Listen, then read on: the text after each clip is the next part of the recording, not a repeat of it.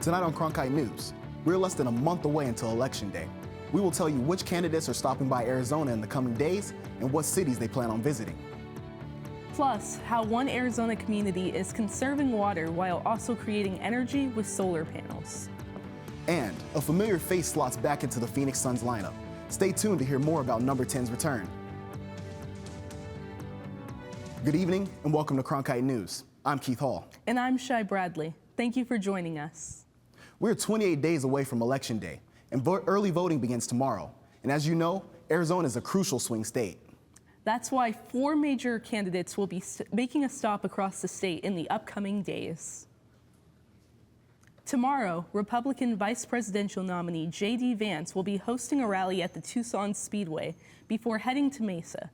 The Democratic vice presidential nominee Tim Walz will be flying into Phoenix tonight. He is scheduled to make an appearance in Chandler tomorrow, before ending the day at a rally in Tucson. Vice President Kamala Harris will hold a rally in Phoenix on Thursday and announced today Republican presidential nominee Donald Trump will also be holding a rally this Sunday in Prescott Valley. For more local election coverage, visit cronkitenews.azpbs.org. Even though it's technically fall, we are still experiencing triple-digit temps. Our Aiden Hansen joins us from the Cronkite Weather Center with more on this record-breaking heat. Yeah, guys, and that weather record-breaking heat is only going to continue. Yesterday marked the 14th consecutive day a Phoenix weather record was broken at 110 degrees. The original record was set back in 1991 with 104. And for the average highs for the valley in Phoenix and in Glendale, it's going to be about 107 to 105 degrees. And not very good news for those of us who want the valley to start cooling down. What about the rest of your week? Well, I got that coming up for you on the Cronkite Weather Report in a few minutes. While much focus has been on the election, the Biden administration allocated $5.6 million as part of his Investing Across America agenda. He had invested money into Arizona's Gila River Indian community. Cronkite News reporter Alyssa Firestone tells us more about the project and how it will impact the community. Preserving water and utilizing solar energy are persistent challenges the valley faces. However, the Gila River Indian community has found a way to combine both in a single innovative project, installing solar panels over canals to conserve water and boost sustainability. In the heart of southern Arizona lies Sackatone, a small community of nearly 3,000 people in District 3 of the Gila River Indian community. While the community may be small, its efforts in protecting the environment are significant. Members of the Gila River community, alongside federal authorities, came together to activate the country's first ever solar panel and celebrate this special moment. For the community, we are addressing all these issues with an all of Gila River Indian community, Otham Peeposh government approach as well. The canal project was developed by the Pima Maricopa Irrigation Project, a department of the Gila River Indian community, and spans over 2,700 linear feet of the Casablanca Canal. We have so many miles of canals in Arizona. It has been a dream of many innovative thinkers, but only Gila River has figured out how to actually get it done. They're the first ones. The project has brought national recognition with a representative from the White House witnessing this milestone. The placement of the panels provides a major step in water conservation and sustainability. We now have a project literally feet from where we are standing, where we are putting solar panels over this canal, which will enable us to lose less water from the evaporation that's caused by the sunlight. Energy generated will be 50% more. The solar panels will not only save water, while they will also generate high percentages of clean, renewable, and carbon neutral energy. The solar panels will generate more energy because of the cool water underneath. You put it all together, it's really a magical project. Governor of the Gila River Indian community, Stephen Rowe Lewis, highlighted the cooling as one of the key aspects to consider for further projects. We're hoping to validate for future projects that are looking at us as the model, right? Rowe went on to explain how the Gila River Indian community is also working on adding 2 additional projects to the phases to the project. This will involve covering more of the irrigation system. From the newsroom, Alyssa Firestone, Cronkite News. Arizona Attorney General Chris Mays is taking on housing discrimination in our state with a brand new ad campaign. Translates to Windows of Health in English. take many different forms. Learn more, including how to protect yourself and how to file a complaint at www.azag.gov. We're here to help. The new campaign warns renters about predatory housing by landlords. Flyers are also part of the ad blitz with info about what landlords cannot do. For example, landlords cannot deny you if you have an emotional support animal. The campaign is also being rolled out in Spanish. Now, to a free program from the Mexican consulate that provides health care to many in the Mexican community without insurance. Cronkite News reporter Ignacio Ventura has more on the program and how it works.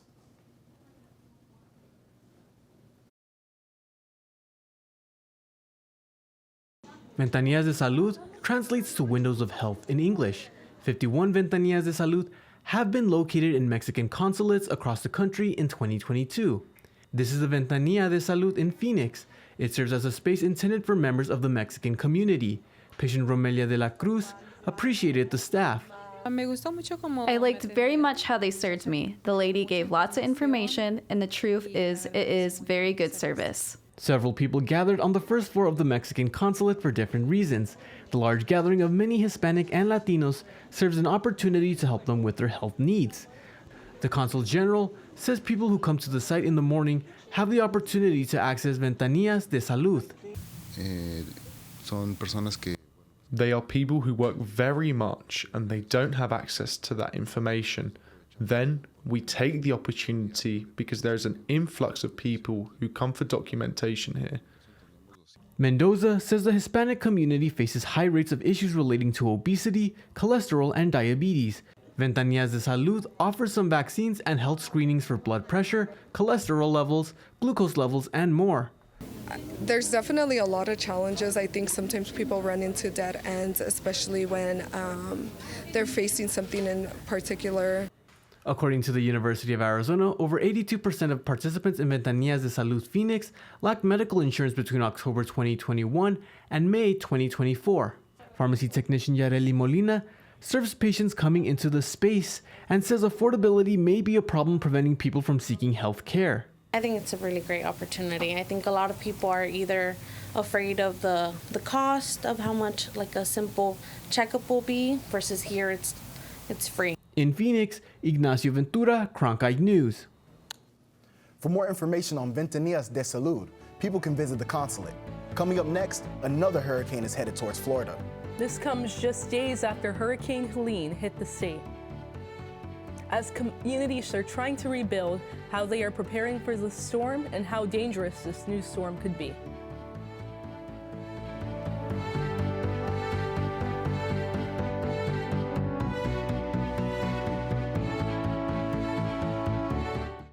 Three, two, one.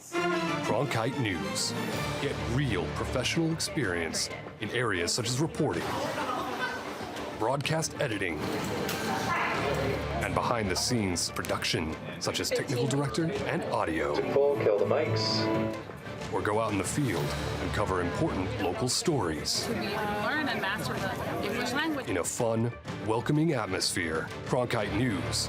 The future starts now. Innovation at the Walter Cronkite School is pushing the boundaries of traditional journalism. Storytelling has evolved over the years. This is part of that evolution. Students in the Innovation and Entrepreneurship Lab are using emerging technology to create scenes in augmented and virtual reality, coding playable games, and bringing the audience into the story. They're only limited by their imagination and their willingness to learn. Find out more at cronkite.asu.edu. 2, 1. Coming up on the cut. Coming up on the cut. Coming up on the cut. How students can build their broadcast journalism portfolio with opportunities to learn more about on-air reporting and studio production.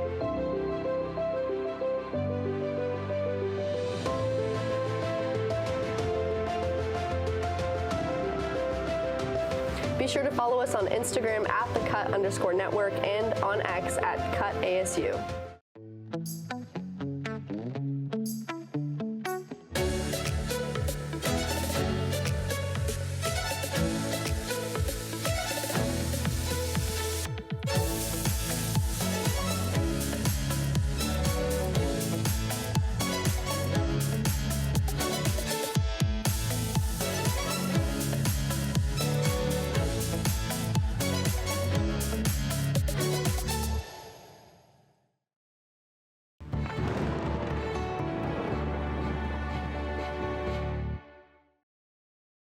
And I can say without any dramatization whatsoever, if you choose to stay in one of those evacuation areas, you're going to die. That's the mayor of Tampa, Florida, issuing a dire warning hours before what's being called a catastrophic hurricane makes landfall. Hurricane Milton is churning toward the Florida coast. Aiden Hansen joins us now for more on its track. Thank you. And as we're going to be seeing here, Hurricane Milton is going to be barreling through Tampa right at around Wednesday at 8 p.m., going all the way into Thursday at about 11 a.m. But North Carolina and South Carolina are going to be hitting these rains as well. And as we're seeing here in Orlando, Florida, you got dozens of people filling up sandbags here trying to prevent possible millions of dollars in damage and all the evacuations that are happening. You've got droves of cars all trying to get out of Orlando, just trying to get to somewhere safe. And as CNN reporter Ivan Rodriguez tells us, this could be one of the worst storms to ever hit Florida.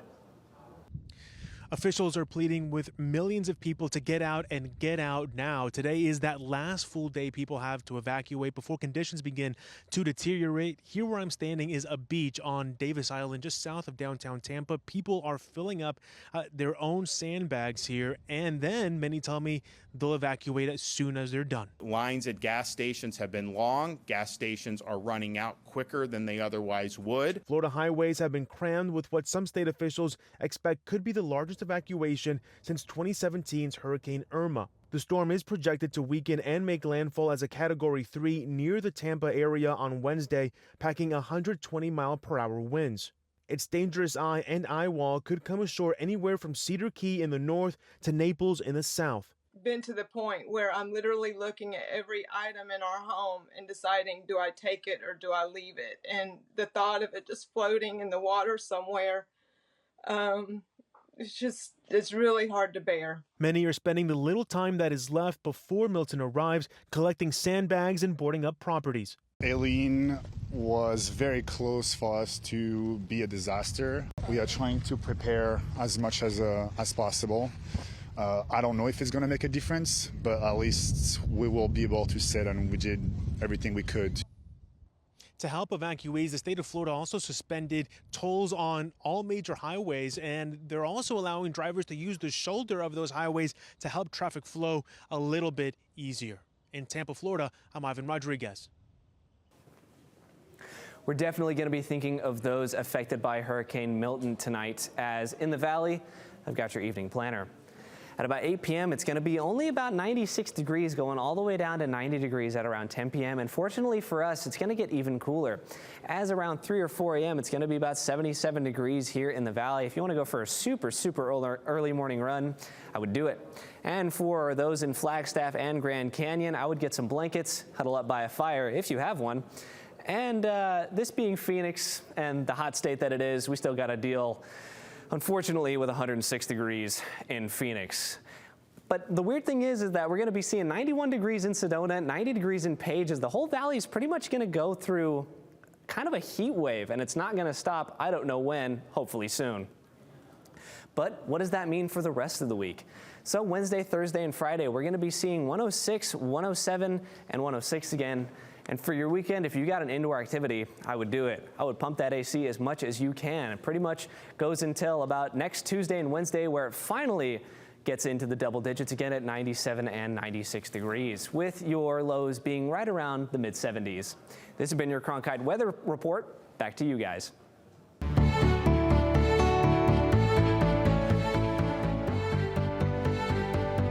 Taking a look at news from across the country.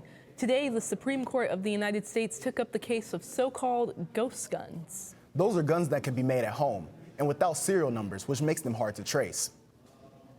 The Bureau of Alcohol, Tobacco, Firearms, and Explosive imposed the regulations of these types of guns in 2022, citing a 1968 law requiring manufacturers and dealers to perform background checks and include serial numbers on firearms.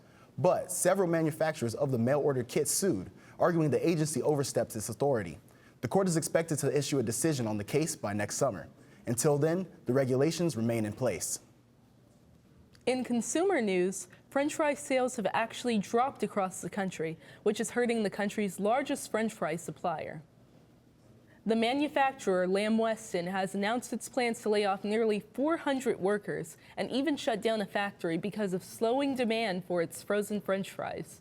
McDonald's is the company's largest buyer, but with rising food prices, people have opted to cut back when eating out. Coming up next, in sports, we see a lot of displays of faith. From athletes to coaches to fans, people's religious beliefs brighten when under the lights of a stadium. Famous authors come to Tempe to talk about how both religion and sports are more intertwined than most think. More on that after the break.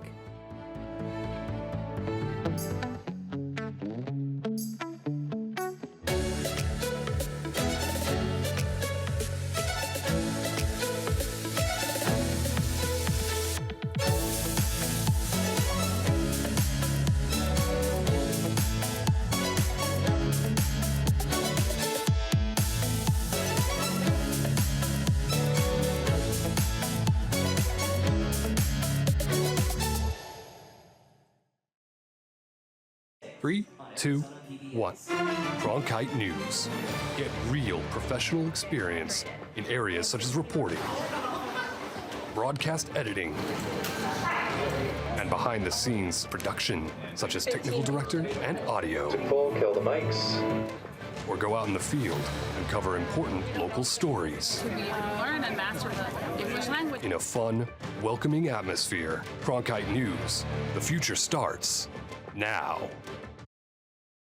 Innovation at the Walter Cronkite School is pushing the boundaries of traditional journalism. Storytelling has evolved over the years. This is part of that evolution. Students in the Innovation and Entrepreneurship Lab are using emerging technology to create scenes in augmented and virtual reality, coding playable games, and bringing the audience into the story. They're only limited by their imagination and their willingness to learn. Find out more at cronkite.asu.edu.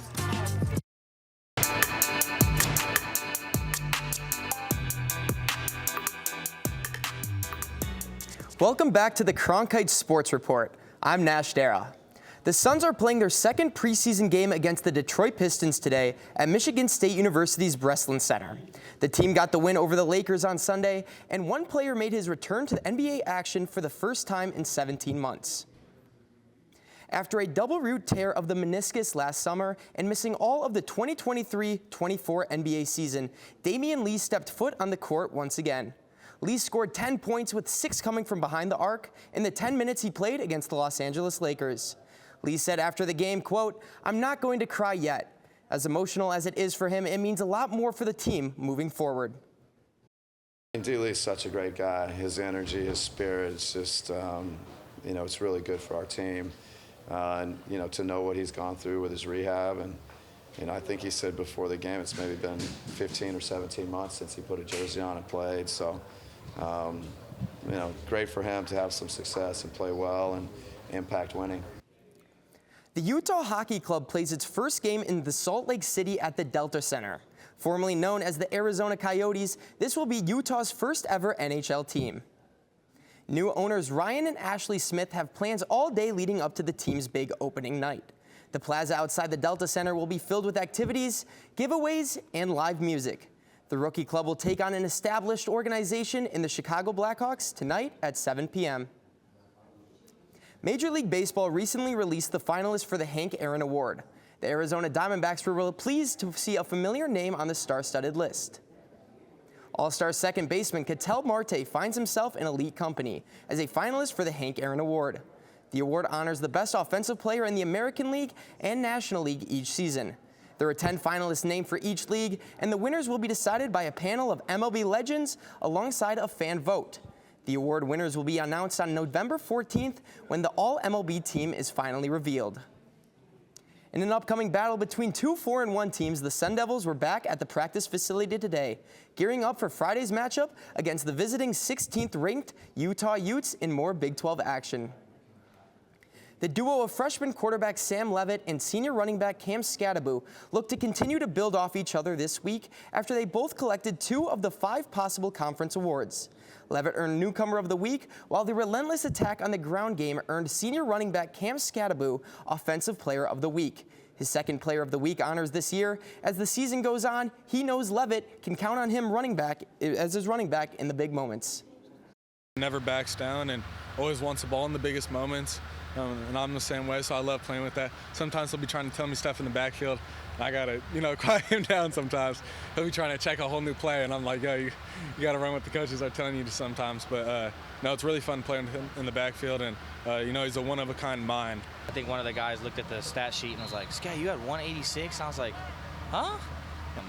I really didn't know I had over 100 yards until about halfway through the fourth quarter when I seen the Jumbotron would say like 150-something or something like that. Sport and religion have long been pillars of American culture. Commanding a deep passion for many, two leading scholars delve into the powerful ways sports and religion intertwine in this country. Cronkite News reporter Duran Orr stopped by their book tour event in Tempe. Religion and sports are seemingly two different things, but in reality, they have more in common than you may think. Authors Randall Balmer, who wrote Passion Plays, and Terry Shoemaker, who wrote Religion and Sports, The Basics, spoke in Tempe this week about their work that examines the relationship between religion and sports. A lot of people organize their lives around their faith or religion. A lot of other people organize their lives around their favorite sports teams, and they have the same or at least a similar level of devotion between the two. What I've noticed in North America over the last several decades is that the passion and the ardor that used to be directed toward one's faith and one's religious practices has now been translated into sports fandom. Sports and religion play a big part in American culture. Whether that's cheering for your favorite team or participating in a religion community, many people dedicate their time and energy into these passions. Teams and religious teams definitely do a lot of community service work. A lot of people who aren't religious actually find their sports teams through volunteerism and everything else, do community engagement. The authors believe the connection between sports and religion will continue to grow as players and teams incorporate more faith-based activities like praying and Bible study into the team culture. In Tempe, Duran Orr, Cronkite News.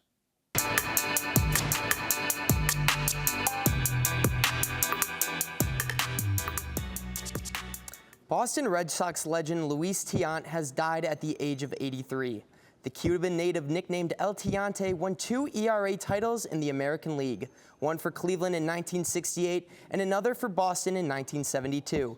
Tiant also pitched for the Yankees, Twins, Pirates, and Angels during his 19-season career. 2024 Rookie of the Year Caitlin Clark is set to compete in a Pro-Am golf tournament that is part of the LPGA Tour in Bel Air, Florida in November. Clark will also be a panelist at the Women's Leadership Summit during the event.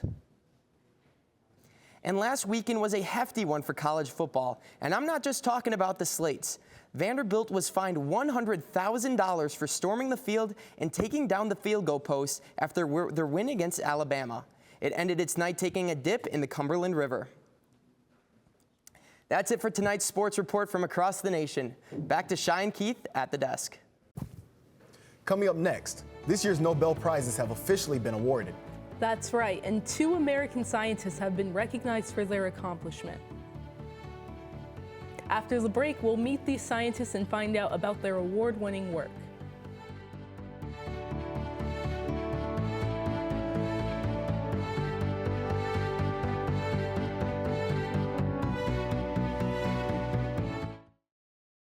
ASU's one and only student-run radio station, Blaze Radio, provides students with opportunities to cover a variety of topics.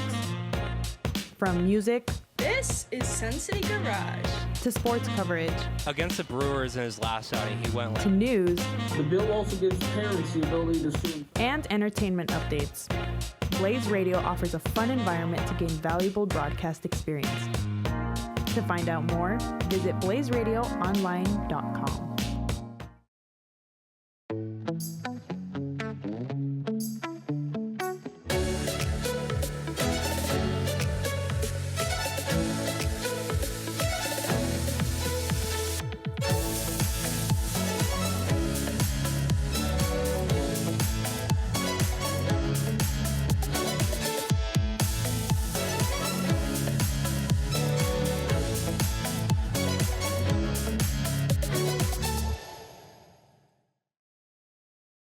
Innovation at the Walter Cronkite School is pushing the boundaries of traditional journalism. Storytelling has evolved over the years. This is part of that evolution. Students in the Innovation and Entrepreneurship Lab are using emerging technology to create scenes in augmented and virtual reality, coding playable games, and bringing the audience into the story. They're only limited by their imagination and their willingness to learn. Find out more at cronkite.asu.edu. 2 American scientists have won the Nobel Prize in Physiology or Medicine. They won the prize for their work on the discovery of microRNA. Thanks to their work, we now know more about how life emerged on Earth. One of the scientists is a professor at the University of Massachusetts Medical School, and the other is a professor at Harvard Medical School. The Nobel Prize carries a cash award of $1 million. That's it for tonight's edition of Cronkite News. I'm Keith Hall. And I'm Shai Bradley. Thank you for joining us. And to see top Arizona stories anytime, log on to cronkitenews.azpbs.org.